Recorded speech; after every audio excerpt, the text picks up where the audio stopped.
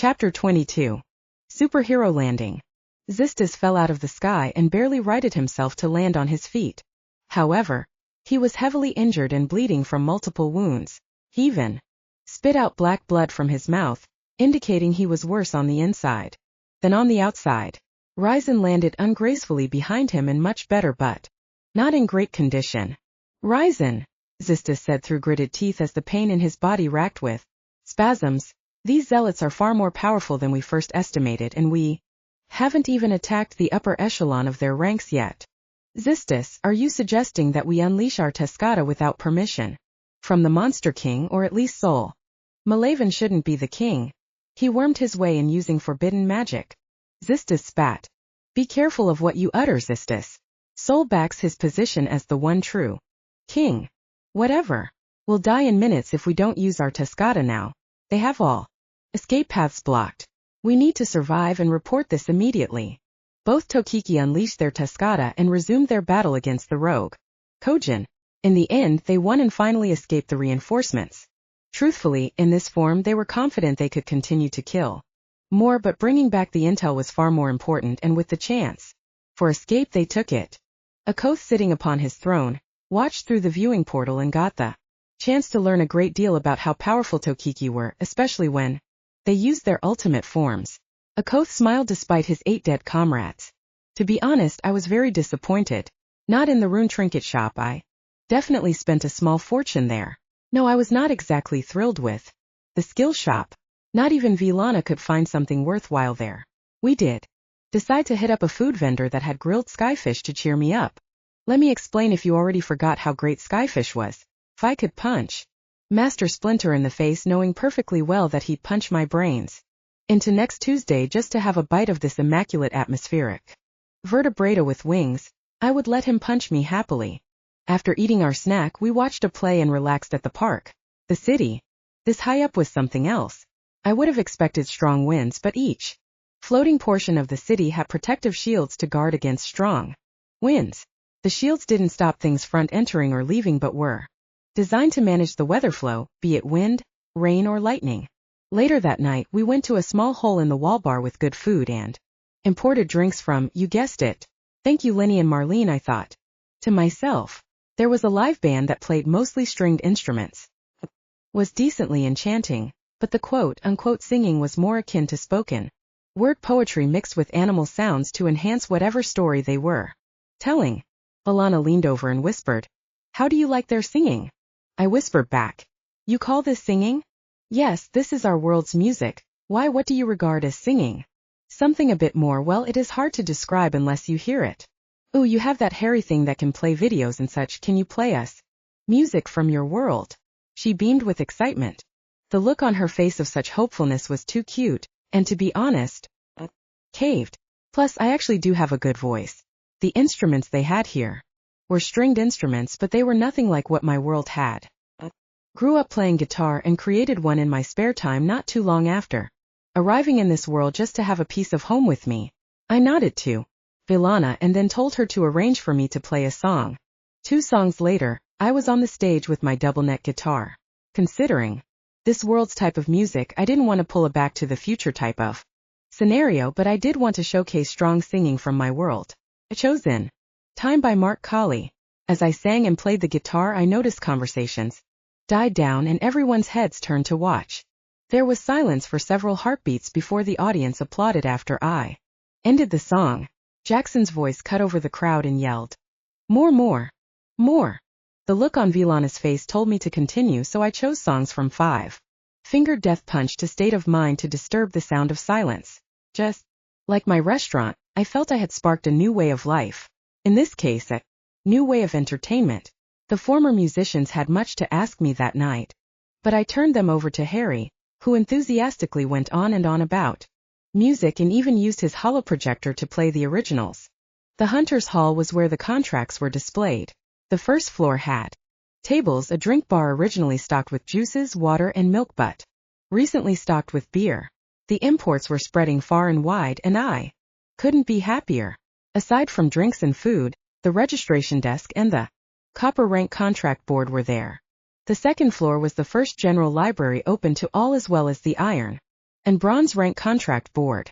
The third floor was for silver and gold ranked contracts along with access to a restricted library. The fourth floor had the platinum contract board, a war room, a heavy vault, and a conference room. Then there was a hallway that led to offices for association employees. The final fifth floor did not contain a contract board. Orichalcum and Mithril ranked hunters were not required to maintain a quota, nor were they expected to take on any jobs.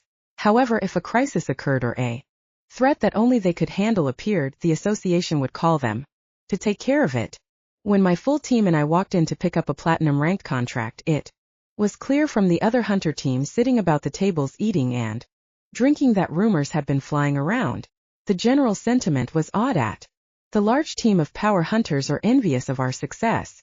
The thing was, my team aside from me had all ranked up to platinum. Due to my special circumstance of being tied up in constant training, I hadn't gotten to take the exam yet. Teams, especially large ones, were common at silver rank and below because the added numbers helped take down larger threats and survive. Gold rankers were at least B rank and the power increase was high enough that most teams broke into smaller, more mobile teams. Since the quotas were reduced, giving more time to train or pursue crafting and hobbies, this tended to also cause teams to break apart as members chose new directions. Our team wasn't only large and staying together, but we were all platinum rank. Except for me, but it was a matter of time only. As we made our way up the stairs to the fourth floor, we were met by an older gentleman with gray hair and a bushy white beard. Despite the aged appearance, he was powerfully built and had an orichalcum hunter's badge on his chest. Badges were not given to regular hunter members but to those who also served the association more officially.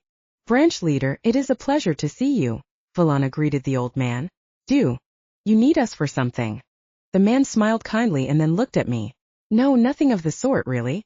I'm actually just here to give this young man an honorary promotion to platinum.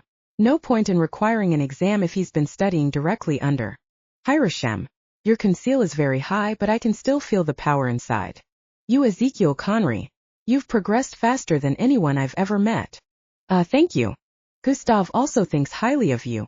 When we asked for a copy of your file to be sent over, Gustav sent a glowing letter of your accomplishments and potential. And what else did he say? Nothing much, just that for someone with the same blessing as his, he was impressed with your skill. Oh, okay, cool. And thanks for the promotion. Let me see your tracker, the branch leader said. I lifted my arm and he, in return, placed his tracker on top of mine. My tracker beeped a moment later. And just like that, I was promoted. Guess it wasn't much time at all. The branch leader turned back to VeLana. There has been much discussion on whether we should implement rank badges for all hunters to clarify the authority we wield. What are your thoughts on that? VeLana cocked her head to the side and thought. It would be easier for others to recognize both authority and the threat that we can pose. Our trackers are symbols already, but there is no way to know how powerful we are unless they can sense our auras, and even then, that can be misleading. Yeah, I like the idea. The old man nodded. It is much along the same lines of thought on our end. We'll be voting on the issue at the next gathering. Since you're all platinum, you are all formally invited to participate. Thank you, branch leader, we'll likely do that, VeLana replied. The old man nodded once and turned around, heading back to his office. We checked out the platinum board for new contracts and found one that was elevated from gold rank and estimated could become a threat that required orichalcum or higher to take care of if not stopped soon. The reason for this was due to the nature of the Cordra, as it was classified as a swarm type monster. It could and would, given time, devour enough to rank itself up, and if it became an S-rank threat, entire regions could be destroyed before it could be killed. We arrived at the docking station for our battle wagon turned floating fortress turned airship, and I greeted Farah after such a long time. A few head pats later and large skyfish for a present. Everyone got loaded up. Walked to the edge and looked down. What are you thinking of doing? Harry asked, floating next to me. How high do you think we are? Exactly 28,578 feet. You know your HUD could have calculated that for you. See you at the bottom, I said as I stepped off the edge. Well, wait. Harry panicked momentarily due to the range he could operate his body and the distance to the ground. Then he too soared off the edge and put on the thrusters to try and catch up. Hey Harry. I yelled at him as we fell together. Are you insane? He yelled back. I had often thought about how strong and durable I had become and wondered if it was just like in the movies. There were always superheroes jumping or falling great distances and landing without issues. Zeke? Jackson broke in on the comms. Was that you I saw jumping off the edge? Yeah, I yelled back due to the wind rushing past my face. This is incredible, you got to try this. I've done many high-altitude jumps like this, even ones without a chute, but those times I had used my emergency mode on my arm to guide my descent and land without injury. This time I wasn't going to cheat. The other difference was that I was in this world instead of mine, and the beauty and strangeness all collided into a thrill that brought out my inner child. You're rapidly approaching the ground. I recommend you deploy your thruster jets in the arm. Harry cut in. Nope, I got this. I sounded way more confident than I felt, but I was secretly banking on my last chance to keep me alive. I landed and caused a small crater to form beneath me. My strength, durability, and agility did, in fact, keep me from dying. I didn't even break a bone, but the jarring in my shins and knees made me regret some of that stunt, and I dropped to one knee and hit the ground with a fist in a perfect superhero landing. Notice, the conditions have been met. You have survived a fall without assistance. From a distance higher than the clouds. New title gained, Skydiver. Skydiver grants 50 Astra and a new skill. New skill acquired. Land upright Tate R1. Description: when landing on your feet, all damage received during and for the next 10 seconds is nullified. Fall height must be greater than 20 feet. When unconscious, you will automatically land on your feet. Oh wow, I did not expect that. Wonder what other stupid things I could do to get a title? Hey, you alive down there? Jackson asked. I am indeed. That was crazy, Zeke. Tell me, did you get some insane skill or even a new title? Why are you assuming he got a new title? You can't get titles from falling from the sky, VeLana said. I'm just saying, Princess, it's Zeke, he gets new things all the time. I actually didn't get much of anything for the past year and a half. It was odd, really. There was silence for a bit, then Jackson spoke again. Oh my god, you did get a new title, didn't you? Why would? Yeah, he totally did. Kaylin spoke up this time. Okay, fine, yes I did. Pay up everyone, Jackson said, and I heard a chorus of grumbles. Harry zipped over to me. Hey Zeke, I need to borrow 20 gold. What? You too. An hour later and we tracked down the swarm chordra known as Khaji. When they consumed enough protein, they would split and grow in number. When they grew to a certain size, they would evolve and gain new species traits and a threat rank. They didn't have any skills aside from a tier 10 devour all. But their species traits became increasingly hard to deal with. At the current rank of A, they had high resistance to energy and elemental based attacks as well as the ability to heal by consuming some of its overall mass. They were weak to physical attacks, but when each part of the swarm was only the size of a fist, it would take a long while to beat it to death. The next rank up would, by the Hunter Association's best estimate, give the swarm wings, and then it would be nearly impossible to contain.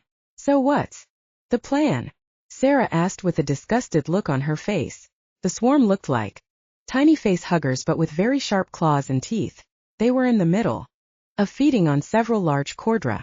The Khaji is a single hive mind with many bodies type of creature, so it will actively keep all its body near the group unless seriously threatened. At which point the swarm will scatter in an attempt to keep itself alive. TelVurn stated. Right, so we're going to set these up first. He handed rods to me, VeLana, Kaylin and Sarah. These rods will create a spherical force field surrounding the swarm so it can't escape. I control it from this remote device. Right, so that is part 1. Part 2 is to activate this capsule once the force field is erected and then release the gas inside. The gas is highly toxic and will slowly kill the swarm, VeLana said. However, Jackson continued, it is also very likely the swarm will build an immunity quickly, which leaves us part 3. He pointed at me. Zeke, we know you built another one. We need it. Is that like an intuition thing? How do you know? Harry slowly and covertly flew behind Farah to hide. We had intel. Anyway, I built the delivery device. I just need the warhead. Jackson responded desperately. I looked into their pleading eyes and wondered. When they stopped trusting me, they didn't need to go this far to get my consent on something, even if it was a self-destruct device that shouldn't be. In this world, I would have given it freely. You are my family, I started off. Great, he means everyone except me. No one wants me for a family, Toby uttered under his breath. I continued, ignoring Toby this once because it was in his best interest. Not just friends or teammates. No, all of you have become my family. If you need something from me, just ask. You don't need to play these guilt trip games. Harry betrayed me. Yes, I was calling him out. No worries, the rest of you are my brothers and sisters, or... I looked at VeLana.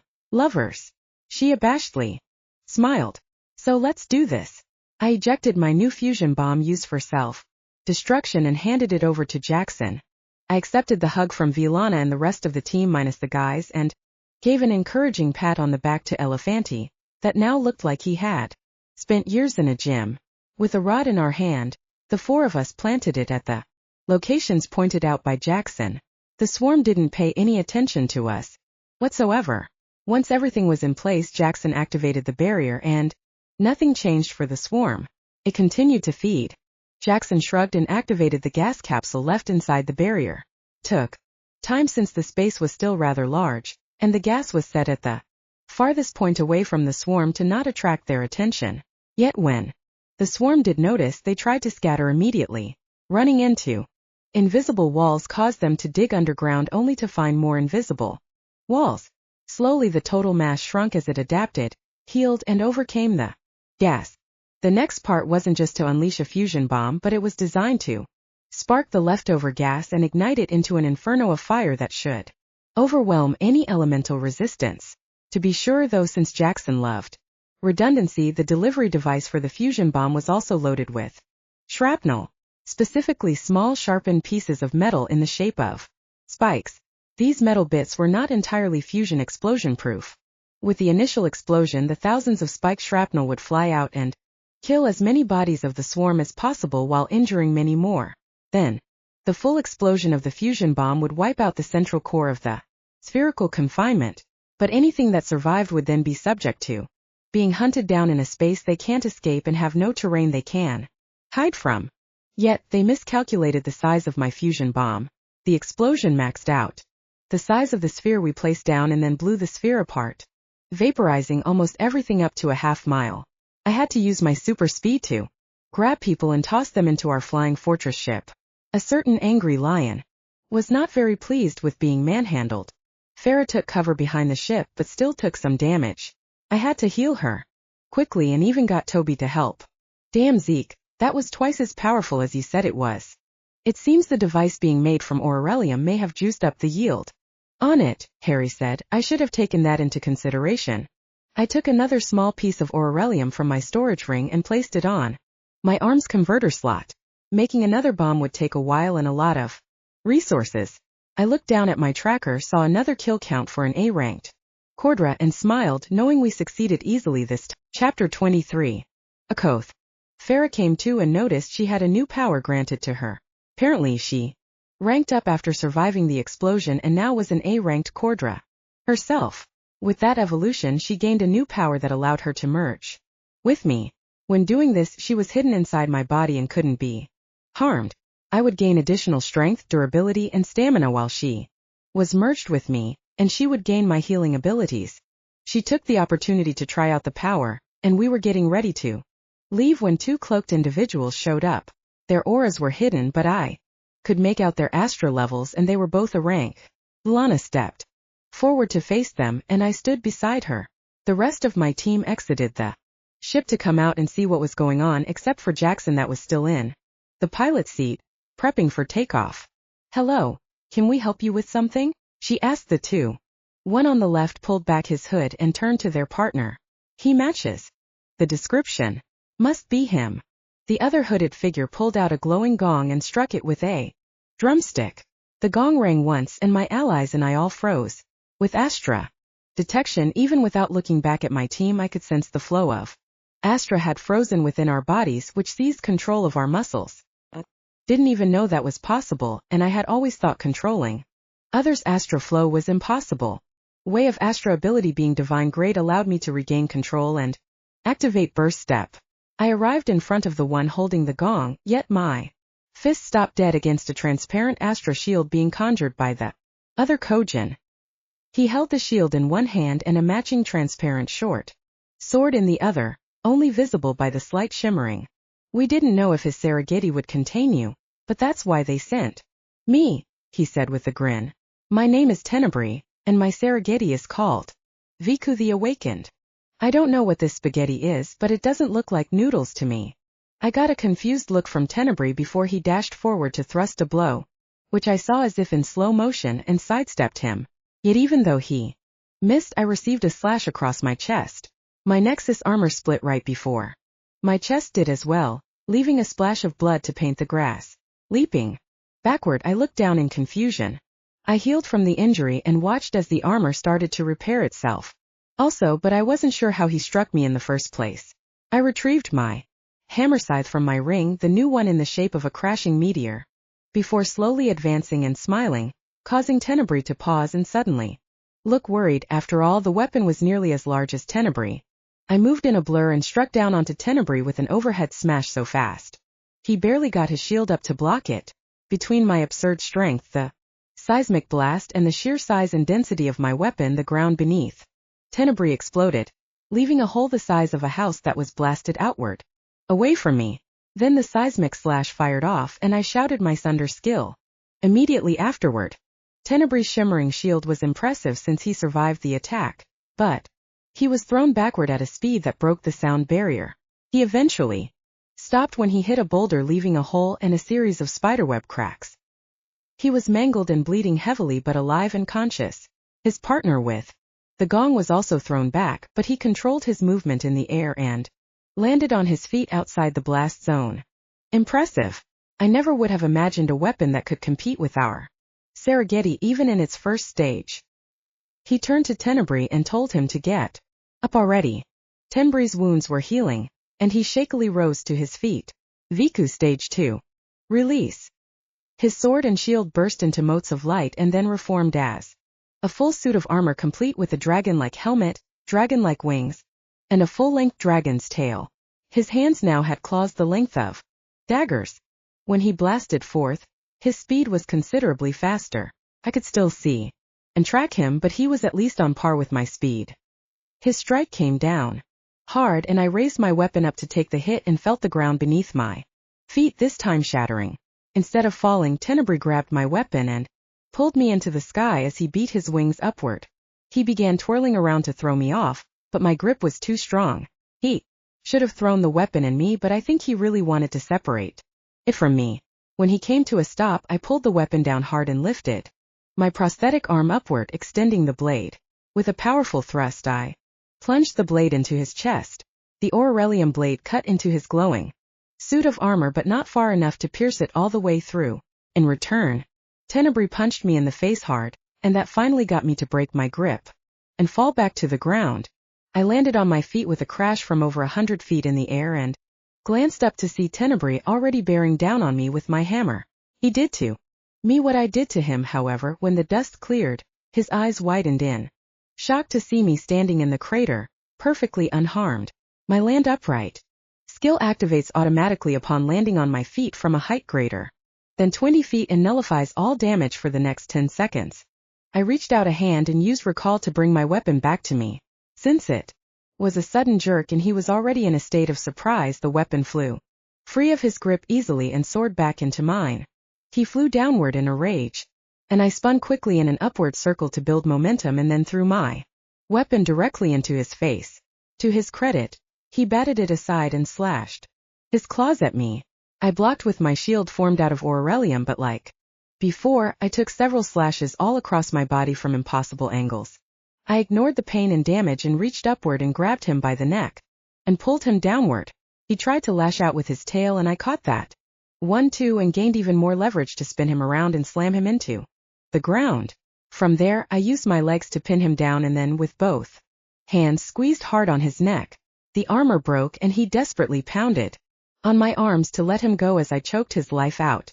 Enough, Traveler, or I kill them all, the other enemy with the gong said. I'm assuming he had transformed the gong into whatever stage 2 was, because now it took on the appearance of giant floating hands holding puppet strings attached to my team. He had them all with their weapons out aiming for their own throats. I eased up on the choking but didn't let go just yet. It was enough for Tenebrae to cough up blood and suck in much-needed air. Okay, whoever you are. You have my attention. What do you want?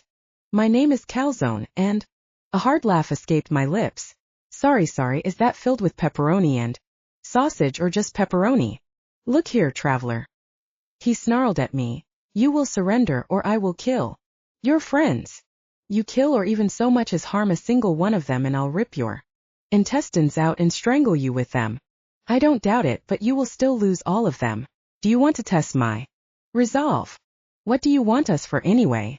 My boss wants you, and that is all that matters. Does your boss have a name? Calzone's lips turned into a nasty grin as he leaned in with delight to reveal the name. A Koth, he said like it was some major revelation. Who? I replied back with a look of confusion. Of course I knew, but it was worth seeing Calzone's eyes twitch in annoyance. All right, Mr. Pepperoni and cheese, take me to your leader. He snapped Astra cuffs on me and pushed me forward with my controlled team to walk into the woods. Tenebrae took up the front to lead the way. We came to a large encampment a little while later, and I could sense around 50 or 60 Astra signatures despite the fuzziness of my ability being blocked by the cuffs. We were placed in Astra sealing cages made of rarer metal than even Aurelium. Our two captors left to report to a Koth. We had a couple dozen others sitting around and watching us with interest. Having most of my skills and abilities cut off felt strange, but I could still hear Harry in my head and feel the presence of Farah. I could also still manipulate the Astra inside me to a point. Hard to lock down a divine user. After all, I knew if I wanted to, I could probably pry the bars open or even pick the lock with my tools in my arm. But if my entire team could be neutralized instantly, then I'd have to be careful and form a better plan. Since buying time and developing a plan was all I had left to do, I kept a watch on everything because anything could be vital information for later. Harry's body was in my arm currently, and I could send him out to scout. He did have a cloaking mode. I would just need a time when no one was watching to release him. I also had my ring full of weapons still, it was bound to me, so trying to take it from me wouldn't work. Looking over at VeLana, I smiled and she did the same. Since we were captives, none of us spoke any words to not give out any information about us or our plans. Instead, the comm gear allowed us to communicate in our minds, and it was a relief that it still worked. You guys okay? I mentally said. Yeah, we are, but I think Jackson was left in the ship, VeLana said, and the rest aside from TelVurn nodded. TelVurn just floated in the corner of his cage with his arms crossed and eyes closed. Why didn't he use the ship's guns to attack the Calzone guy? I asked. He might have been frozen too, but since they didn't know he was in there, they just left him. I bet the paralysis wore off when they got out of range. Zara said. Hello, can you guys hear me now? Jackson finally cut in on the comms. Hey, where are you? I asked. Whatever that weapon thingy was knocked out the power on the ship. I just got everything operational again. I'm making modifications to block that from happening again, and I will make a cloaking device for this wagon. I'll come to get you soon, but I'm going to stop back at Skyguard City first and let them know what's going on. That's smart, we could use some help for sure, VeLana said. So Harry, any thoughts on what those spaghetti weapons were? // it was Saraghetti, you nitwit, and no, I don't know what they were. Any ideas at least? / actually, yes, when Hirosham helped you form that soul seed embedded into your palm, their weapons felt the same to me. I was too angry at what they did to the team to notice. / I noticed that you didn't notice, which is why I pay attention to both of us. Now I suggest you focus on that seed in your palm and figure out how to activate it. / I need to observe and ensure we learn everything we can. / hey dummy, I can do that for you. I don't even need to use your eyes, I can see everything in all directions, and trust me, I pay attention far better than you. / you have a point. Okay, I'll leave it to you then, thanks Harry. I looked at my palm, and the seed had fully merged with my hand. The only thing left was a black mark like a tiny tattoo in the shape of a diamond with a dot in the middle. We spent several hours in the cages with nothing going on, and I sat in the middle of my cage, cross-legged and meditating. I began to float above the ground at some point as I focused on the Astra movement and the seed. That shouldn't be possible, said a familiar voice. Without opening my eyes, I said, Akoth, I thought you had died. The way you stormed off into the woods and never returned, I thought surely he became lunch. You would think that. You were always acting like you were better than everyone else. Like the world evolved around you. You a mere master berserker. Yet you are nothing compared to a divine user such as me. And it was because I was the superior one that I discovered how to form this Arigeti. I brought all these people together and raised them up to a rank within a year. I let him monologue, maybe he'll even spill the secrets I've been looking for. Yet as he droned on, I began to wonder if he had any secrets at all. And soon I'll conquer an entire city, then form a campaign to take on all the kingdoms. That's ambitious. And you think you can do that with this spaghetti weapon? Sarageti, not whatever nonsense you just said. And yes, mastering the soul arts is the path to ascension. What ascension are you planning on? Becoming something higher than a divine user? Of course, he chuckled. I plan on becoming a spiritual being. God complex much? So, how does this soul art thing work anyway? It is beyond your comprehension. You're a brute with some kind of weird control over your internal astra. I'm guessing the monster king ring protects you from certain influences. No matter, you're all muscle and no brains. Admit you have skills, but you are outmatched by our Sarageti. Perhaps not. I already beat one of your guys and could have easily beat the other.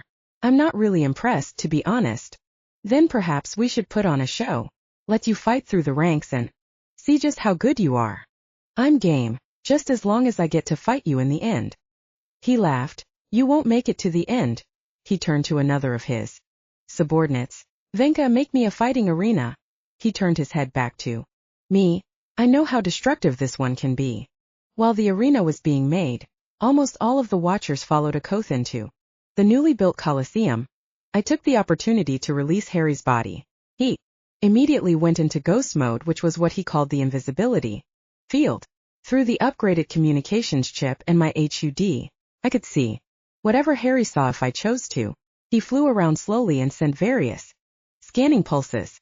No one detected or even had a whiff that he was there doing anything. It didn't take him long to get a full detailed mapping of the encampment, and I sent over the scans to Jackson. When we designed an advanced computer for the ship, he was absolutely thrilled and even learned how to code and modify the technology within days. He had his own holodisplay and everything. The arena was nearly complete, and I watched several coin tosses to see who got to fight me first, with others placing bets. When the arena was done, they came to get me and explicitly told me that if I tried anything other than fight in the arena, they would kill my companions, and even had a few on standby to react instantly, including the calzone guy. I nodded and let them push me toward the arena. Chapter 24. Arena. Upon entering the arena, they removed my cuffs and exited quickly. I knelt, brushed my hand against the arena floor, and breathed deeply. It was slightly chalky but far tougher than concrete. It had a feel of a soul art that I was only beginning to understand. Looking up, I watched my first opponent enter the arena. The arena was roughly half a football field, and they had erected a force shield over the whole stadium but not the arena floor area. I wondered about that, but Harry hypothesized it had more to do with the inverse gravitation field or some nonsense like that. Honestly, I stopped listening when he set polarization vectors. I sized up my opponent as he made his way into the arena, and when he entered, I pulled a spear from my inventory and threw it. Hey, it's their fault for not explaining any rules to me. I had recently upgraded the monster cores from common to rare, since I had many of them now, and we were facing increasingly stronger monsters. Even without rage or partial transformation, my strength was more than enough to double the speed of sound. It was fast enough that my opponent never even saw it coming, and it pinned his chest to the wall before exploding violently, painting the closest in the audience in red and specks of bone white. The cheering in the crowd was suddenly silenced as they tried to figure out what had just happened. I cracked my neck and shouted, "Who's next? Is there no one else?" As it turned out, there was one who stood up and made their way down. I used Astra consumption on the gory remains of the first opponent, partly because it was a habit to acquire any power I could, but also a flex on those that watched and saw what I could do. As the new challenger entered the arena and the barrier closed, I threw my Next spear and it missed, or more accurately the new opponent dodged it. His speed was at least on par with my own, and that was when I noticed his boots were glowing green. He was a dark brown-skinned man about my height with black fur along his arms and chest. He didn't wear armor but a loose tunic and trousers that matched his fur color. I couldn't figure out what kind of Kojin he was, but he had keen eyes that sparkled green to match his Serengeti color.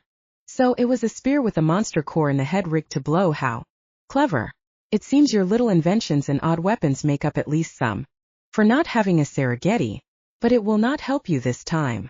Guess we'll find out, I replied.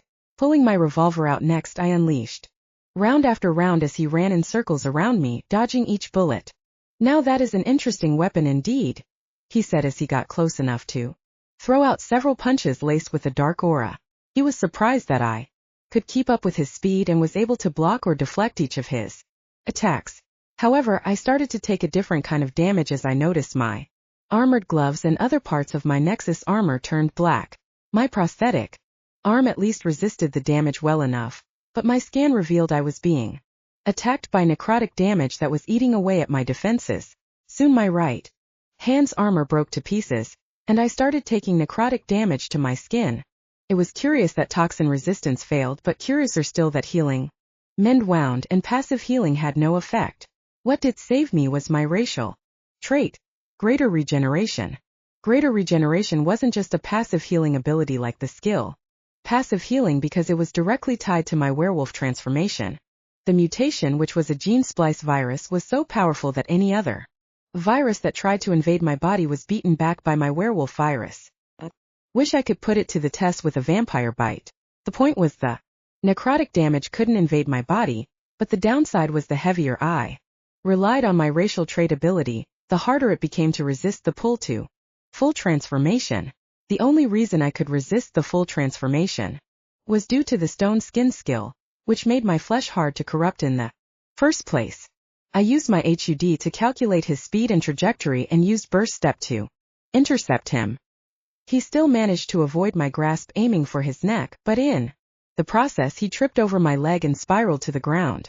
I burst step again to him, and he used another skill that allowed him to turn into gas for a moment and reform standing on his feet. He released stage 2 of his Serengeti and took off running again. This time he was even faster and left a blazing trail behind him. Using dual mind, thought acceleration, rage phase 2 and partial transformation phase 4, I tried again to calculate and predict his position. It took nearly 4 seconds in hyper-processing time and during the entire time, but finally I burst step and this time struck out with my prosthetics Aurelium blade and impaled the speedster through the side of his chest, through the rib cage and into the chest. Unlike the last guy I stabbed in the chest, my aim was true this time and I punctured his heart. Got you, I said as he spurted blood. He laughed lightly. So you did, but I also got you. Too bad I won't get to spend my earnings. TelVurn tracked net, he said weakly as he died. All the green lines left in his wake when he ran around the arena began to close in on me like a net. I threw my dead opponent into his own net to see what would happen, and the net sliced him up with no resistance into tiny cubes. Well, not good. I activated skill boost, then barrier, then sunder and tried to carve a path through the net. The net cut through my sunder, leaving little explosion-size cubes. Hey, that's not good. I pulled a large portion of Astra into my body to increase my durability. The net closed around my barrier, which held for roughly 10 seconds before turning into cube-sized motes of energy that quickly dissipated. Then the net pushed into me, and in desperation I activated Rage 3, letting out a guttural roar. During the net squeeze and the pain, which was lessening quickly due to pain suppressor, I forced my dual mind ability to manage the pain with one brain, and tasked the second brain to figure out how this soul attack affected me. Aside from the cutting into cubes part, as the energy pressed into me, I too pressed into it to feel the type of energy it used. The energy type, like Astra, had a slight variation or a different frequency than other soul arts I felt. I reached out and began to draw in the energy, affixing the frequency and matching it to my own. Then I felt the Astra infused with the soul energy, which was the underlining energy controlling the soul art, which meant soul arts were not only a product of one soul but were still a part of the Astra system. By the time I drew all the energy into the seed in my palm, I had lost both rage and my partial transformation. I fell to the ground exhausted, having spent 90% of my total astra. I also noticed I had a rather large health shield, which meant technically I died again and was saved by last chance. That bastard, I mentally laughed. Notice the skill. Last chance was successful. You have resisted necrotic touch. You have resisted death net. You have acquired a new counter skill. New skill acquired. Necrotic resistance T6, R1 new skill acquired. Soul ticket. T9 R1. Description. Resist necrotic type damage and increase the body's ability to fight it. Description. Upon death, you gain access to the soul games. Winning can grant various prizes. My brain exploded metaphorically. Necrotic resistance was well and great, but what the hell were soul games? The very idea that you had to gain a skill called soul ticket to gain access to it was mind-boggling in the first place. But then the fact that it existed meant there was far more to the world of soul arts than I could ever imagine. This skill indicated there was a realm of sorts that could be entered only by souls that departed the natural world. Obviously, I wanted to know more about the prizes, but knowing I needed to die first to get there wasn't enough of a pull to satisfy that curiosity. So, what the actual hell? I took out an Astra potion and downed it in a single gulp, then took out another one and downed it as well. You can only take so many at once before they turn toxic to you and drain your Astra instead of granting it, so I stopped there. The two wouldn't get me full, only approximately 60%. But it was better than 10%. Way of Astra helped me naturally recover faster, so if I could pace myself I should be alright. Yeah, good luck with that, I mentally said to myself. There was much chattering and murmuring among the crowd, and no one had volunteered to be my next opponent yet. A sudden weight of a powerful aura that felt like doom itself fell on the audience, and suddenly we had several volunteers. Seems they were more afraid of a Koth than me still. The crowd cheered as an interesting Kojin rose to his feet and made his way down. I knew if I tried the spear trick again, this one would also counter it. He'd be stupid not to, yet I was still tempted just to see how. But I didn't want to waste more spears. I only had 3 left. Maybe I can surprise another opponent later if I stop using them for a bit. This newcomer already had his glowing white sword drawn, erected, manifested, whatever. He was also wearing combat robes and a hat resembling a Chinese bamboo rice hat, which was more interesting to me anyway. It wasn't as pointy or perfectly round, but was made to keep the sun off his body. He was muscular, but short with leathery white skin. Maybe some kind of lizard folk? My name is Loxlone, and my Serengeti is called my Logigan. I want you to know that my blessing was that of a humble, adept farmer, and I contain no skills for combat. Yet, I recently defeated an S-rank sage. You see, Mr. Traveler, our Serengeti are simply superior to your mundane weaponry when mastered, and let me assure you, I have mastered mine. I looked surprised, withdrew the hammer scythe in all its glory, and let the head thump on the arena floor with a loud thud that caused little fissures. He eyed the massive weapon and gulped. I stood there and waited to see what kind of attack he'd make. Loxlone in return just stood there waiting for me. Wasn't sure what to do, so I just kept standing there. The crowd started to boo me, which I didn't care at all. I wasn't here for their pleasure. Then I started to wonder if this was some kind of trick. So, you're just waiting for me to start? I asked. You initiated both times before. I figured you'd do that again. Which is why you're prepared for that, so I figured I'd just let you go first this time. Nah, you can start first, it's okay, he said while smiling. See, now I think you need me to go first. Is your Serengeti a counterattack type? I saw his eyes widen in surprise. So, hit the nail on the head, figures. He wasn't a warrior after all. So I sat down and began to meditate. Akotha's voice boomed into the arena. Time for a 2-on-1 match then. Tenebrae, get in there and redeem yourself. The crowd didn't cheer or boo, and I could feel their sentiment. Could also feel Loxlone's emotions. 2-on-1 wasn't sporting for them, nor was it honorable.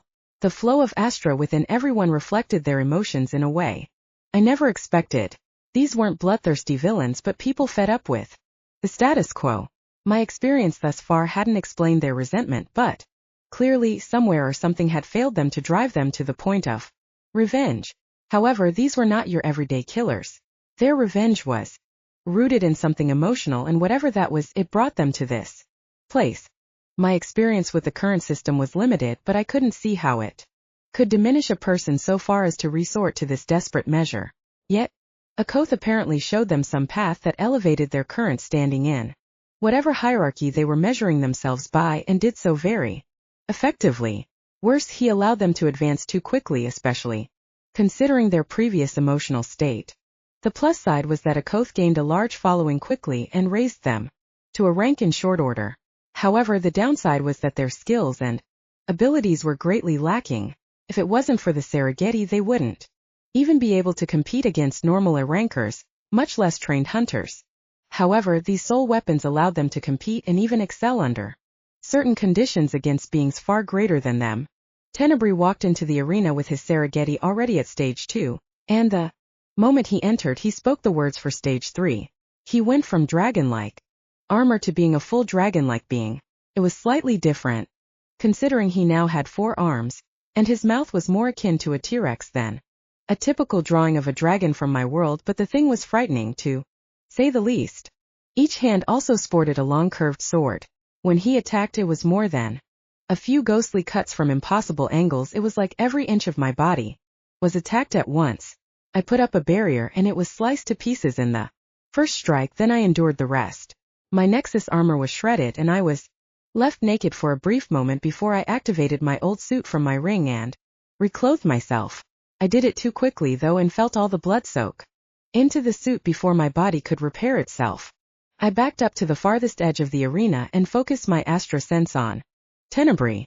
He had a weird illusion thing going on that made his limbs seem to do one thing while his real limbs did another.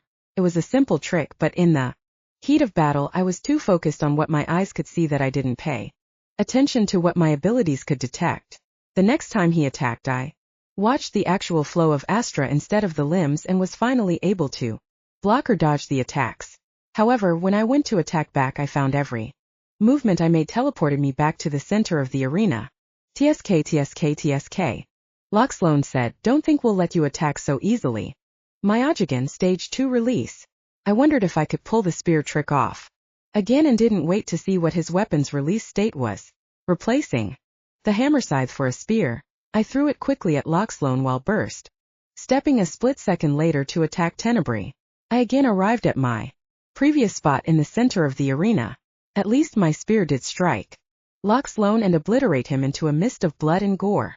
However, the new giant floating body with a large smiling face and long dangly legs began pulling each particle of Lock Sloan to stitch him back together. I then received a large attack of necrotic infection that instantly covered my entire body. I dropped to a knee as my necrotic resistance and greater regeneration fought off the infection. Last chance couldn't save me if I died, since it was on cooldown until the next day. Tenebrae shot into action as he swooped down to attack me again. I didn't wait and just burst step out of range. I was surprised it worked this time, and as I started my counterattack, I found myself back at the center of the ring, being struck by an attack that knew I'd be there. Lock Sloan was back in one piece and reactivating his power. So I withdrew my hammer scythe once again, unleashed my special attack, and obliterated Lock Sloan again. This gave me some time to think and converse with Harry. / his first ability doesn't work when he's healing. That would be a good time to strike the Serengeti itself. Harry said mentally. / I'm aware, but I also gain a huge stack of necrotic infection and it takes time for my body to fight it off. Makes it hard to fight back. I was healed enough to pull off another counter to Tenebrae's attacks and even snuck in a roundhouse kick that sent him sailing into the barrier on the other side of the arena. With a little breathing room, I had time to think. My second brain, tasked with thinking on the subject of soul arts, had come up with something interesting. The weapon formed wasn't random, and it wasn't just anything desired. It was a part of their true self, their very soul. The type of weapon was something that was intrinsic to their nature. The farmer with no attack skills had created a Serengeti without direct attack abilities, but he did have a counterattack and a way to counter movement. This could be considered the perfect soul art for someone who needed to protect their farm. I didn't know the rest of these Kojin's backstories, but I did get a sense of their personalities. They seemed to fit with their weapons. And wasn't that how our blessings came out to be? Wasn't paladin for VeLana not what she desired but the perfect fit for her? I had 2 divine blessings designed to enhance and aid me in combat and intelligence. They were there to support my true self, a Viking warrior, soldier, a mercenary, a berserker, and a person with technology built into himself. The Serengeti needed to reflect that and what I truly wanted to wield. The hammer scythe was created out of necessity to hit large monsters very hard. But I still added a blade because I couldn't give up the slashing damage.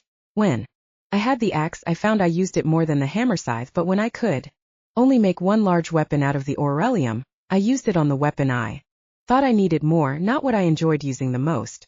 My palm pulsed with light, and I looked down dumbfounded at what was happening. Then 2 skeguks, also known as the bearded axe, formed, one in each hand. They glowed with a green light. I chuckled as the name of the Serengeti as it appeared in my mind, and on my status screens it was called Ragnarok. What in the world did I miss? Loxlone said as he finally returned to the land of the living. When did he get a Serengeti? Tenebrae was rising back to his feet, still a little dazed by the kick, and roared in anger. With a thought, Ragnarok disappeared, and I resummoned my hammer scythe. I spun in a quick circle to get some extra momentum and threw the large weapon at Loxlone again. This time though I also unleashed Farah in the same instant. The hammer scythe turned Loxlone again into a paste, and Farah attacked the floating nightmare. When Tenebrae tried to intervene, I burst step with Ragnarok resummoned and caught him in the midsection. Gah! He cried in pain and swung down with his weapons. I moved in closer so he couldn't get a good hit on me and used recall. We struggled in a deadlock, pushing against each other. His strength in stage 3 surprisingly matched mine. The hammer scythe slammed into the back of his head, cracking his Serengeti, and he dropped out of stage 3 back into stage 2. I used the Stormcaller rune in my arm to blast him with electricity, and then he was struck from above with a massive bolt of lightning. The crack of the sonic boom caused everyone to wince and cover their ears. The lightning had a tinge of green in it, and then I saw lightning dancing off of Ragnarok. I had an inkling as to what my stage 1 power was for the weapon. When the dust settled, Tenebrae was unconscious and weaponless. Loxlone was still dead, and his Serengeti was dying on the ground next to him, being mauled by Farah. However, the necrotic damage from 2 back-to-back attacks on Loxlone that resulted in his complete obliteration overpowered my resistance. My greater regeneration fought it off, but it did so very aggressively, and the all too familiar anger and rage overtook me. I fell to the ground in pain as my body twisted, broke, and snapped as bones shifted and rearranged. Not knowing what was happening, Farah leaped back inside me to offer her strength, but it was no use. My jaw extended as my canines grew. My legs bent, and my boots shredded as my paws blew them out. In retrospect, I should have put runes in them like the armor, which did expand to accommodate my new form. In a howl so guttural and visceral, I completed my transformation into a full werewolf. Then everything went red. Chapter 25. Werewolf. Sitting high on my conjured throne, I watched as my longtime rival battled it out in the arena for my pleasure. Truthfully, I hoped he'd succeed long enough for me to make a grand gesture and allow him to fight me directly. I had to at least let him beat a few of my people, although that would damage my reputation since he wasn't a divine user and didn't have a Serengeti. But I so very much wanted to fight him myself just to wipe that smug look off his face. Still, I had to appease my people and let this play out. I was surprised, however, that he was actually winning. He even galled me to the point that I sent in a second opponent without thinking of how it appeared. Yet I was even more surprised when he activated a Serengeti of his own. Could the rumors be true? Did he defeat the Monster King? Was he hiding divine blessings? What happened next was not the answers I was looking for. I was informed that he was a traveler, but the wolf-like monster that came out of him was more akin to the Lycaeans than the traveler, but he was distinctly not them. This was evident as he twisted and writhed on the ground as his bones snapped, shifted, and rearranged themselves. He was far larger than before. I instinctively knew it wasn't a skill-related effect. He moved at speeds far exceeding anything displayed so far and with a ferocity well beyond normal berserkers. It didn't help that his Serengeti seemed to transform into claws, allowing him to rend flesh from bone as easily as it destroyed their Serengeti. This was a savagery unlike anything I'd ever witnessed before. I sat not in awe but in terror as I watched him eat chunks out of people and separate limbs from bodies. It had been so long since I last felt terror. I'm unsure if I could even remember the feeling, yet now it was unmistakable and, deep down inside I did remember, and it angered me greatly.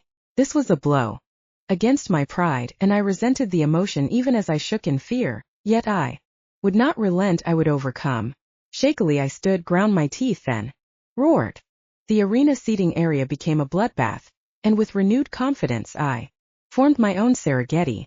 The golden light surrounded my body like an aura and physically enhanced me far above the A-rank category.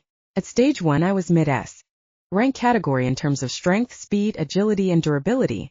Stage 2 would grant me fiery weapons that enhanced my abilities and skills, but it was in stage 3 that I became a living avatar of the first user of my divine blessing. None of that mattered, however.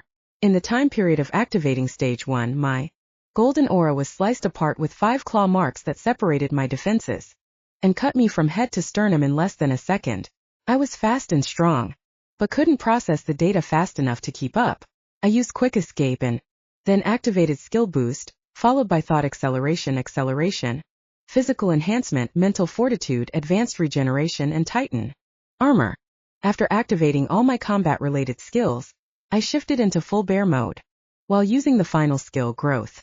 This skill was a rare one that allowed my transformation to grow larger than a normal Kojin transformation, but it also increased all my attributes as well.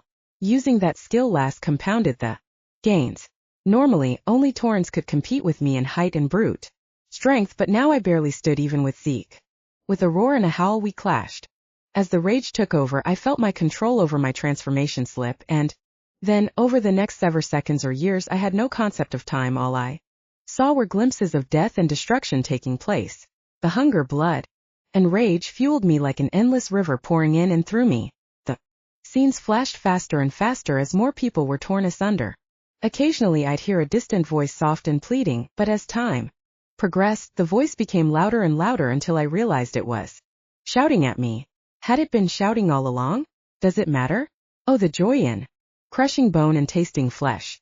The sweet aroma of blood and viscera. Nothing mattered except the killing and the hatred. / Zeke. Wake up. Harry repeatedly shouted until something snapped and I felt a cooling sensation wash over my brain, and with it the anger and rage washed away. Even the good parts became foul as my reason pushed its way back to the forefront of my thoughts. The transformation faded, and I fell to the ground again as my bones shifted back to where they belonged. Then I threw up as blood, bone, and hair had been caught in my throat. I rolled over onto my back, heaving heavily and drenched in sweat and blood. Hadn't the strength to cast a cleaning spell, but I could look around out of the corner of my vision, and what I saw was a nightmare. I heard a sound behind me, and I cranked my head back to see who it was and found a Koth lying on the steps between 2 mangled sets of seats. He was torn up pretty well and slowly shifting back to his human form. I see. He paused to cough up some blood. That you snapped out of it, good. I got nothing left. I was too tired to respond. Looking down, I could see my wounds healing fast. And then I looked back at Akoth and saw his wounds were healing as well. Hoped that we wouldn't go back to fighting when we were fully healed. I didn't really have it in me anymore to try. Just then, the barrier above us shattered as a Magen crashed through and landed in the arena nearby. Both Akoth and I groaned at the same time. A rift opened high in the sky as 2 Magen exited. They looked down and watched a battle taking place within an arena. They noticed the dead bodies stacking up to the side and realized this wasn't a friendly match. Seems we finally found them. Can't believe you dragged us to the west coast just to find out they were no longer there, Ryzen said. Zistus looked at his partner. Yes, but I can't use my tracking ability unless we found a place where we knew they were last. And besides, we did find some of them and discovered they were using soul arts. I'd say that was worth investigating. That's not the point. The point is that we're less than a few miles from where we started. How can your tracking ability be so flawed that you couldn't pick them up when you first arrived? We're back where we started, Zistus asked, looking around pretending to try and spot a landmark. Whatever, we are here and we're supposed to see what they're all about. Let's just get it done. Did you see that? What? Zistus focused on the battle before his eyes widened with excitement. Then his grin grew large and predatory. Now that hammer is something else, I want it. Oh hey, isn't that flying vessel the same one from before? Huh, you're right. It's even cloaked this time. I bet Malavin would be interested in that technology. Probably, but screw him. He shouldn't be the new monster king. Sol should have been the next one in line for the throne. Zistus spat. I'm not having this argument with you again. Sol backs Malavin, and frankly, his power has risen far above ours. It is not our place to question it. Plus, Sol gave us the mission, and it's about these mortals playing around with things they shouldn't be. Whatever, as long as I get to play with the mortals. Ryzen rolled his eyes and sighed. Fine, I'm here to investigate, only that was the order. I'll document it, he said as he tossed a recording crystal into the air. You go and play. I will, since we've been given the liberty to put an end to them if we deem them a threat. Zistus paused as he watched something new unfolding. What is that? The two watched for a minute and then looked at each other. I'd say that is a threat, Zistus. My blood is boiling now. I want to go play with whatever that is. Okay, go have fun. I'm staying here and recording. Zistus shrugged at Ryzen's words, then dropped out of the sky. The Magian stepped out of the small crater he had formed and folded his arms in disappointment. This Magian had dark gray skin with white bone armor covering certain parts of his body, making it appear like clothes. He had no nose, just a smooth scale-like skin from his mouth upward and over his head that formed into a spike at the end, like the old Alien movies, but he had 3 eyes on each side of his head and a spike instead of an odd-shaped cranium. He wore no shoes since he favored the clawed grip of his raptor-like feet instead. And lastly, he had a tail with twin spikes on the end. I glanced at Akoth and he nodded slightly, and then with a sigh and a weary struggle we both rose to our feet. I don't suppose you can turn back into that monster again? The Magian asked. Says the monster, I replied. That's hurtful. Tell you what, I'll just beat it out of you, okay? Before I could respond, I found a fist in my stomach and a wall at my back as crashed into it. I heard more than felt my spine snap, which was a bad sign. In retrospect, the Magian began to walk toward me, completely ignoring Akoth. And to me it seemed like that would be a great invitation to bug out of there. Yet he didn't. Instead, he took that time to transition into stage 2. And then stage 3 of his Serengeti. With skin like golden metal, Akoth kicked the Magian through a wall. The Magian released some kind of new form and rose out of the rubble. The bone armor now extended spikes along his body, and he gained some bulk to his form. Then they clashed, trading blows back and forth. Pay attention to the ground beneath their feet when they strike each other. Hiroshim said out of nowhere and nearly caused a heart attack. Where the hell did you come from? Your friend with the invisible flying wagon brought me here, but we can talk about that later. Pay attention to the fight and learn something, boy. One of these days I was going to surpass him, and on that day I would sock him in the mouth for calling me boy, which he often did despite my expressed ire. I watched the ground as they traded blows, and something did stick out to me. When the Magian struck Akoth, the ground spiderwebbed beneath his feet and sometimes tore chunks up as he struggled against the power brought down upon him. However, when Akoth stuck the Magian, nothing happened to the ground.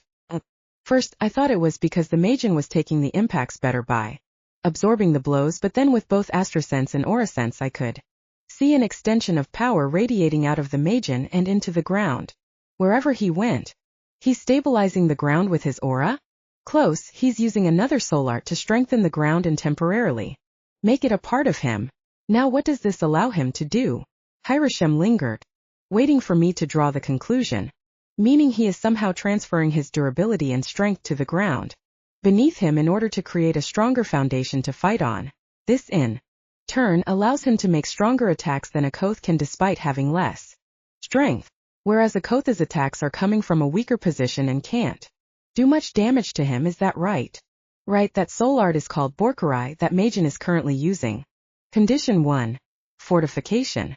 So, to simplify, we're kind of like fighting on sand and he's fighting on a rock, so to speak. Exactly. So what does that mean then? He asked. In regards to soul art, sis? There is more than one? Yes, of course, clearly there are at least 2, but I had a feeling he was dangling the idea of more than that. Yes, there are 3 in total. The mind called Isentori, the body called Bokurai, and the living weapon called the Sarigeti. I have mastered the first two but haven't acquired the Sarigeti yet. It was why I called our training to a close. I could not teach you that one. Why couldn't you teach me the first two? You can only acquire one at a time. You manifested the seed of the Sarigeti first despite the training I tried to push you to, yet you did not acquire the mind or body first. I was surprised when you went and found an unconventional teacher so quickly though. Good job on manifesting the first stage. Each of the soul arts has a different activation. Stage is for Sarigeti, condition is for Bokurai, and state is for Izentori. Does that mean I can gain a new seed for one of the others? Yes, it does. As with the first seed, it comes through a breakthrough in understanding. Now focus on the fight and see what having the body soul art is useful for aside from its first condition, fortification. Remember, all aspects of Astra soul arts and even bestial arts were meant to be used together, fused into one state of being. I thought about it as I watched Akotha's avatar go toe-to-toe with the Magen. Akoth had managed to merge his Sarigeti with his blessings abilities and skills. The effects were far more powerful than if he used the blessing side only. Master, why does the Magen not use his blessing in conjunction with his soul arts? Magen do not have blessings, they have curses. Their curse is unique to each Magen, and using it grants unimaginable power but at a heavy cost.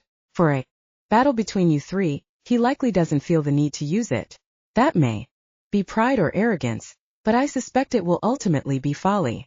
I watched with aura and astrosense and expanded my physical senses into my aura to reach out and touch everything going on. Instead of focusing with my eyes on what I could see, I closed them and focused on the flow and feel of Bokurai. Having a taste of what Sarigeti could do allowed me to pinpoint the sensation amongst all the other background noises. A thread of power tied to the Magen's soul leaked, maybe secreted. It extended outward and wrapped around his being like spider silk, then sank like roots into the ground to anchor him and the ground together. But while the image I saw was like roots or an anchor, it felt more like gravitational forces pulling together and repelling forces away simultaneously. My eyes snapped open as I realized it was multifaceted and entangled in a localized area that harmonized physical reality and the soul realm. My chest started to burn as a seed in the shape of a brown orb appeared, embedded into my chest. Good job on acquiring the next seed. Your rate of gaining new power is astonishing, but it will take time to hatch that seed. And it looks like Akoth is about done. I looked back at him and noticed he was back in stage 2. He was suddenly kicked and would have gone rocketing out of the stadium if I hadn't reached out and caught him and used momentum change to arrest his movement. What happened to fighting together? He grumbled at me as he fell onto his back exhausted. You were putting off a few million degrees of heat. I felt it best to stay away for a bit, plus my spine was broken and it took a while to heal. It can now take over though, so why don't you get some rest? I started to move forward but nearly fainted. Apparently gaining the new seed had also sapped a great deal of my astra to form it, and I too sat down next to Akoth. Hiroshim calmly walked toward the enemy. Okay boys, my turn. Chapter 26. Home. Ryzen watched from a distance, documenting everything with his recording crystal. He notated the being that felt different from a Kojin yet had simply gained a seed of the Bokurai by watching the battle. He observed the other fighter activate stage 3 of his Sarigeti and successfully merge them with his blessings, 2 of which were divine grade. Impressive. And finally he recorded Zistis being torn apart by a sage with only 2 of the 3 soul arts. Although his astra count was calculated at over 5,000, it was understandable. In terms of ranking against the Tokiki, he was at least on par with Soul. While many things during this conflict were fascinating, Ryzen's obsessive need to document everything with clinical precision was nothing short of psychotic, which for a monster was saying something. Continuing his observations, he documented the extreme details of Zistis's death. Zistis even activated his curse of bloodlust and was still soundly defeated in mere moments. Interesting, I didn't know there was another Kojin with an astra count so high. I only knew of the Wolf King, the Towering King, and the Supreme Wizard. He spoke aloud for the recording crystal. Ryzen then opened a rift and stepped through it and returned home. Harry, sorry for not responding to you right away earlier, but thank you for pulling me out of that. What exactly did you do anyway? No worries, dude. I was super busy keeping you from regressing back into a feral state. What? Yeah, so, I think I figured out the frequency of your brain and the chemical changes to effectively simulate the serum you once took, but I won't know for sure until you, Hulk out once more. Hulk out? Please tell me you know about comics, or at least seen the movies? I'm not having this conversation with you, Harry. Am I cured or not? How should I know? I just said I need, you know what, never mind, just do your best not to become a raging beast monster, and if you do, I'll do my best to pull you out of it again, okay? Whatever, where is everyone else? I saw my teammates outside the arena with several enemies captured and subdued. Hiram apparently promised he'd return with me alive and well. Glad someone was optimistic about my survival, especially since I technically died once and was here only because of a skill. We, as a party, discussed what to do with our enemy. We had enough room to transport them, but technically aside from their attack on us they hadn't committed any crimes against the northern kingdoms. So far they had only raided the southern kingdoms, and they were outside the hunter's authority. So it was up to us as the ones wronged. Akoth surprised us by asking if he could join us, and since he had fought with me against the Magian, I nodded my approval. So we decided to let the others go and return to Castellum. It was good to be back home. I love Sky City, especially the Skyfish, but I miss my house, bed, restaurant, and lab. I wasn't sure why Hiram tagged along, but he explained it was to continue my training. I figured he just wanted to learn the last soul art. Akoth didn't even complain about Hiram joining us, but still had an attitude. At least his haughty demeanor wasn't directed at me anymore. On the journey home, which was when I saved all the freaking notifications that tried to pop up during the long battles, I finally got around to reviewing them. Interestingly, I didn't gain any new titles or skills, but I got many skill and racial trait upgrades. The Astra increases were also a welcome sight, having gone up from 1705 to 1825. We had a homecoming celebration at the restaurant, and Akoth discovered a new reason for staying as he chugged beer after beer and devoured more cheeseburgers than even TelVurn could. VeLana called a meeting with everyone the next day, and Hiram stood next to her. So recent events, she side-eyed Akoth, has brought it to light that there are greater heights we need to reach. Master Hiram has agreed to take on training all of us. He will explain now. Hiram took a step forward, turned to Harry, and bowed deeply. Everyone awkwardly looked at the gesture and wondered what was going on.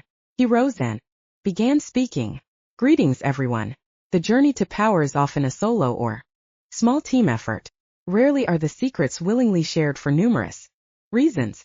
However, the truth is blessings and skills are but one part of the triangle of power. You have all recently become aware of the soul arts and the heights that can grant, but you don't know the true depth of that lake. I wondered for a moment why he used that term and then remembered that ships didn't return from the ocean. Exploring their depths was also likely unwise. This is to be expected, of course, he continued, for only a few even amongst the sages and divine have unlocked such power. I believe a major part of this is due to the early training we give our younglings. We are taught the bestial arts as a means to tame aggression during the change and to gain quick access to power to help us rank up and survive monster hunts. But most are never taught the true power of bestial arts, and fewer continue to use their techniques after ranking up their skills. Wait, TelVurn said. He was one of the most knowledgeable in the group, having attended the Magical Academy and the Hunter's Academy. Bestial arts were designed from concept to help curb the dangerous natures of our origins. The forms, katas, and even household techniques were created to aid in that learning. This is taught in every major academy, and the secret forms handed down from family generations. The history you have described is correct, Hiram agreed, but it is not what bestial arts is in its entirety. What you have described is mostly for the first phase of the bestial arts, which is absolutely for learning to control the beast within so that it does not consume you during the change. I perked up at that. Could I learn this bestial art and tame the beast within me? I once had the serum for that, but this sounded like something that could be permanent. To explain what I mean, I must first explain the soul art known as Isentori, also known as the mind art. Isentori has 3 states of mind. First is sight, which allows the user to do spiritual things. Spirit tamers have the ability to tame spirits and utilize their power. However, those spirits are part of a greater network of life. You're saying aside from Majin, Cordra, Kojin, spirits, and various summoned dimensional creatures, there are other types of creatures in the spirit realm that are not the same as spirits? TelVurn asked. Yes, Hirashim answered. That is exactly what I am saying. These creatures are not like spirits for two main reasons. One, they can't be seen with a visible eye, and two, they are not hostile. They help keep the nature of this world running. The sight state is to make us aware of these other creatures and teach us the flow and movement of spiritual forces. This helps our souls to come to terms with higher powers. The second state of mind is called thought. Thought governs our ability to control our bodies. We actually do this innately, however, we get distracted by things like pain or discomfort. Pain, as you well know, indicates something is wrong and we should not ignore it normally. But this also means we can become too consumed by it and start missing things. A well-disciplined mind can overcome much of this, but it can never ignore it completely. Then there are those that feel nothing. Those people lose a part of themselves that feel remorse. We classify them as feral. I activated dual mind. One mind would continue to listen to Hirashim's speech, while the other would contemplate what he said. As he put it, feral was the same as psychotic in my world. He went on to say that enlightenment is the perfect balance between these two aspects, but I had my doubts. I felt there was a third component that needed to, glue these two aspects together. It seemed to me that if enlightenment was enough, then there wouldn't be a need for mastering soul or bestial arts. Clearly, magic or astra, along with the various arts, was all needed to add to the evolution of a person. This wasn't something that could be obtainable on our own. So, our brains can recognize the warning bells that pain is telling us of, but not be overwhelmed by the agony of that warning and stay in a mindset of clarity. Kaylin asked. Yes, that is exactly it, Hirashim said. But what else does that mean? Jackson started to raise his hand and then slowly lowered it. Everyone else thought about it silently. Hirashim continued to wait patiently. Zara finally spoke. This clarity doesn't stop things like aggression and emotions? That is what the bestial arts is partially for, and why do we need to integrate it into our state of mind? I was right. It wasn't just meditation, though now that I think about it. I guess he was leading to this all along and everyone else got it quicker than me. And here I was with the double intelligence stat. / /00 is still 0. Harry unhelpfully added mentally. Yes. Hirashim exclaimed animatedly. The first state of mind sight grants us insights into the ways of the soul and spiritual forces. But it also grants us insights into our multifaceted natures. And with the second state being thought, we can gain control over our bodies. However, state 1 and state 2 are separate modes of operation. Until you master state 3, you can only do either state 1 or state 2. Therefore, state 3 is a merger of 1 and 2, VeLana answered. Correct. The third state of mind is called integration. In this state, which consumes a lot of soul and astra energy, merges our sight and thought into one, creating a place where everything is clear and concise. Unlike the living weapon soul art known as Sarageti, which requires a release to advance to the next stage, integration can allow a fluid transition between one soul art and another. Before we talk about that, though, I want to explain the next soul art. But I think I'll let Zeke explain what he has learned first, and then I'll fill in the rest. I explained what I had learned about the first condition and the second based on what I witnessed and felt. I gave my complete thought process and my reasoning. Hirashim corrected me and explained that the third condition of the body-soul art, called Bokurai, was known as transference. The first was fortification and the second density manipulation. Transference was actually what I had experienced, where the user could transfer either fortification or density manipulation to another person. It was even possible to utilize transference while running at super speeds and catching a non-astra user without turning them into paste. While Akoth joined Hirashim in the front to explain the 3 stages of Sarageti and how his Sage Blessing Soul Guru had helped others unlock that path quickly, I discussed with Jackson and VeLana about bestial arts. What I wanted to know was how it could be used to control the beast within without telling them I had a beast. It pained me to continue to lie, especially to VeLana, but my beast wasn't the same as theirs. Zeke, why do you want to know this information anyway? Jackson asked. Well, I hide it a lot, but I have aggression issues and other issues to be Honest, but if this knowledge can help you, I thought it might help me. Hiram cleared his throat to get everyone's attention. Bestial arts are for everyone, including those from other worlds. Yes, I know. The important part is that all of you must understand the relationship between all the arts if you want to rise above your current ranks. The shadow wolf appeared in a mist, dropped to one knee beside the carrier, and bowed his head. My king, I have come as requested. Tell me, Shadow, what was your conclusion about the investigation I sent you on a few years ago? The Shadow's eyes widen in confusion. My lord, the two had separated and split their team. Then for nearly a year they never had a single moment of contact with each other. The traveler even showed signs of being in multiple relationships with other women. Then please explain to me the recording crystal's images that the carrier just delivered to me, he said as he tossed the crystal into the air, and the images started to play. It showed the traveler sitting in a park with VeLana, holding hands and kissing between bites of food they made for a picnic. I can't, Lord. He wanted to ask when these were taken, but one did not question a king. Another shadow appeared next to the first one, kneeling, pulled a blade out and slashed down. The head of the first shadow dropped free of the body and rolled a few feet before coming to a rest. First of the shadows, the Wolf King granting a promotion on the spot. Summon my daughter to me along with her team. Do not take no for an answer. Kill them all if they refuse. The first of the shadows bowed and then vanished in a puff of smoke. Father, a new voice spoke from behind the king. I have gained some intel you might be interested in. The Wolf King asked his eldest son. What is it? I have learned that the traveler has returned to Castellum, and he's being accompanied by the S+ sage that taught the one known as the Sage of Skyguard City. The Sage of Skyguard City, while only an S ranker, had a unique blessing that allowed him to defeat the Mad King, which was a divine Astra user. His power was legendary, and only a few knew that the one that trained him was an even greater monster. I see, then I appoint you to lead the shadows. It will take 8 months by skyship to reach Castellum.